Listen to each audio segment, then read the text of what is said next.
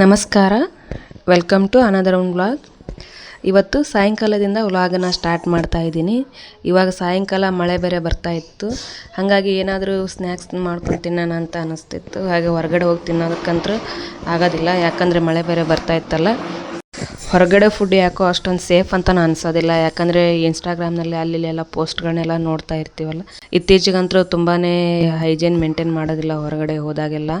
ಈ ಪಾನಿಪುರಿ ಆಯಿತು ಅಥವಾ ಗೋಬಿಗಳನ್ನೆಲ್ಲ ತಿನ್ಲಿಕ್ಕೆ ಹೋದಾಗ ಮತ್ತು ಕಲರ್ಸ್ಗಳನ್ನೆಲ್ಲ ಯೂಸ್ ಮಾಡ್ತಿರ್ತಾರೆ. ಹಂಗಾಗಿ ಹೊರಗಡೆ ಹೋಗಿ ತಿನ್ನೋದಕ್ಕಿಂತ ಮನೆಯಲ್ಲೇ ನಾವೇ ಈಸಿಯಾಗಿ ಮತ್ತು ಚೆನ್ನಾಗಿ ಮತ್ತು ಹೆಲ್ದಿಯಾಗಿರುವಂಥದ್ದು ಮಾಡ್ಕೊಂಡು ತಿನ್ನೋದು ನಮಗೂ ಹೆಲ್ತ್ಗೂ ಒಳ್ಳೆಯದು ಮತ್ತು ಆರೋಗ್ಯನೂ ಕೂಡ ಚೆನ್ನಾಗಿರುತ್ತೆ, ಆಸೆನೂ ಕೂಡ ಈಡೇರಿಸುತ್ತೆ. ಹಾಗಾಗಿ ನಾನಿವತ್ತು ಪಾನಿಪುರಿನ ಮಾಡ್ತಾಯಿದ್ದೆ ಸಿಂಪಲ್ಲಾಗಿ. ಫುಟ್ಪಾತಲ್ಲಿ ಯಾವ ರೀತಿ ಮಾಡಿರ್ತಾರೋ ಅದೇ ರೀತಿಯಲ್ಲಿ ನಾವು ಮನೆಯಲ್ಲಿ ಸಿಂಪಲ್ಲಾಗಿ ಮಾಡ್ತಾಯಿದ್ದೆ. ಮೊದಲಿಗೆ ಹಸಿ ಜಾರನ್ನ ತೊಗೊಂಡು ಅದಕ್ಕೆ ಒಂದು 7ರಿಂದ 8 ಹಸಿಮೆಣಸಿನ್ಕಾಯಿ, ಹಾಗೆ ಒಂದು ಹಿಡಿಯಷ್ಟು ಕೊತ್ತಂಬರಿ ಸೊಪ್ಪು ಸ್ವಲ್ಪನೇ ಹಾಕ್ಕೊಂಡಿದ್ದೆ. ನಾನು ಸ್ವಲ್ಪ ಕಡಿಮೆ ಕ್ವಾಂಟಿಟಿಯಲ್ಲಿ ಮಾಡೋದ್ರಿಂದ ಕಡಿಮೆನೇ ಹಾಕ್ಕೊಂಡಿದ್ದೆ. ಹಾಗೆ ಅದಕ್ಕೆ ಸ್ವಲ್ಪ ಹಸಿ ಶುಂಠಿ ಕರಿಬೇವನ್ನು ಆ್ಯಡ್ ಮಾಡಿದ್ದೆ. ಅದ್ರ ಜೊತೆಗೆ ಒಣಗಿದ್ದ ಪುದೀನ ಸೊಪ್ಪು ಇತ್ತು, ಹಸಿದಿರಲಿಲ್ಲ, ಹಾಗಾಗಿ ಒಣಗಿದ್ದೇ ಇತ್ತು, ಅದನ್ನೇ ಸೇರಿಸಿದ್ದೆ. ಹಾಗೆ ಅದಕ್ಕೆ ಸ್ವಲ್ಪ ರುಚಿಗೆ ತಕ್ಕಷ್ಟು ಉಪ್ಪನ್ನು ಸೇರಿಸ್ಬಿಟ್ಟು ಗ್ರೈಂಡ್ ಮಾಡಿ ಇಟ್ಕೊಂಡು ನಂತರ ಶೋಧಿಸಿಟ್ಕೊಂಡಿದ್ದೆ. ಅದಕ್ಕೆ ಒಂದು ನಿಂಬೆಹಣ್ಣಿನ ಗಾತ್ರದಷ್ಟು ಹುಣಸೆಹಣ್ಣು ನೆನೆ ಹಾಕಿದ್ದೆ. ಅದರ ನೀರನ್ನು ಚೆನ್ನಾಗಿ ಕಿವುಚ್ಬಿಟ್ಟು ಅದಕ್ಕೆ ಸೇರಿಸ್ಕೊಂಡೆ. ಅನಂತರ ಅದಕ್ಕೆ ಮಸಾಲೆಗಳನ್ನ ಆ್ಯಡ್ ಮಾಡ್ಕೋಬೇಕು.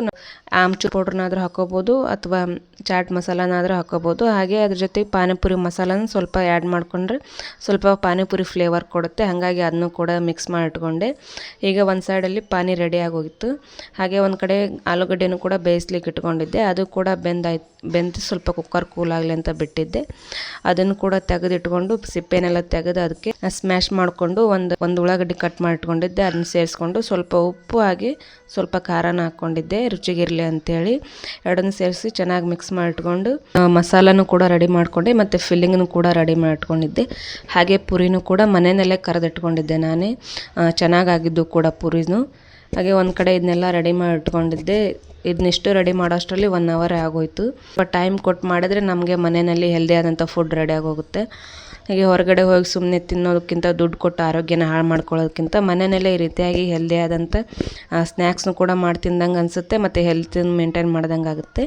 ಹಾಗಾಗಿ ಈ ರೀತಿಯಾಗಿತ್ತು, ನೋಡಿದರೆ ತುಂಬಾ ಚೆನ್ನಾಗಿ ಅನಿಸ್ತು ಕೂಡ. ಪೂರಿನೂ ಕೂಡ ಮನೆಯಲ್ಲೇ ತಯಾರಿಸಿದ್ದೆ. ಇವತ್ತಿನ ಸ್ನ್ಯಾಕ್ಸ್ ಬಂದ್ಬಿಟ್ಟು ಹೋಮ್ ಮೇಡ್ ಆಗಿತ್ತು. ತುಂಬಾ ಖುಷಿ ಆಯಿತು ನನಗೂ ಕೂಡ ಮಾಡಿದ್ದು. ಇದು ಒಂದು ಸರಿ ಟ್ರೈ ಮಾಡಿದ್ದೆ, ಇದು ಸೆಕೆಂಡ್ ಟೈಮ್ ಇನ್ನೂ ಚೆನ್ನಾಗಾಗಿತ್ತು.